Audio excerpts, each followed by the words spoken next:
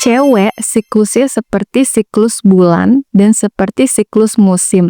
Musim itu ada summer, autumn, winter, and spring. Oke, dan aku mau kasih analoginya seperti gunung ya. Nah, misalnya kita fase menstruasi itu lagi berada di bawah. Pasti lemes, nggak ada energi. Oke, setelah fase menstruasi ada fase follicular. Follicular ini lagi OTW nih, lagi nanjak, mau naik gunung. Oke, dan pas fase ovulasi itu lagi berada di puncak gunung.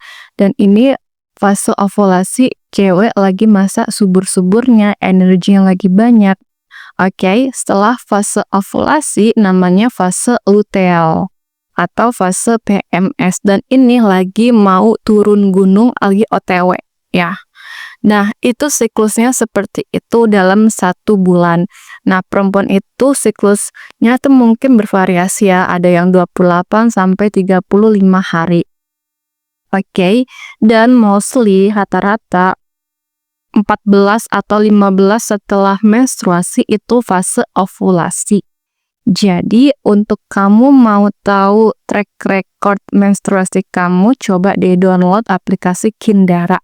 Ini udah detail banget. Jadi, pada saat kamu menstruasi, kamu bisa klik itu tandanya, dan kamu akan tahu kamu berapa fasenya itu berapa hari. Dan misalnya untuk yang menikah, itu dikasih tanda tuh. Jadi, kalau misalnya sedang melakukan hubungan suami istri, itu dikasih tanda. Ya, jadi kita tuh tahu track record kita sebagai wanita, kita tahu bagaimana tubuh kita bekerja dengan semestinya, dan tahu fase kita sebagai wanita, kita yang tahu diri kita sendiri, kita pasti akan lebih selektif. Oh, kalau menstruasi berarti kita waktunya untuk nge-recharge diri, oke? Karena menstruasi itu energinya lagi nggak ada, bahkan kosong. Dan pada saat fase ovulasi, lagi-laginya energinya lagi banyak, lagi mantap gitu. Dan fase PMS atau luteal itu benar-benar mood swing, craving, pengen yang manis-manis, dan bisa menjaga diri kita, mengendalikan emosi kita dengan sebaik mungkin.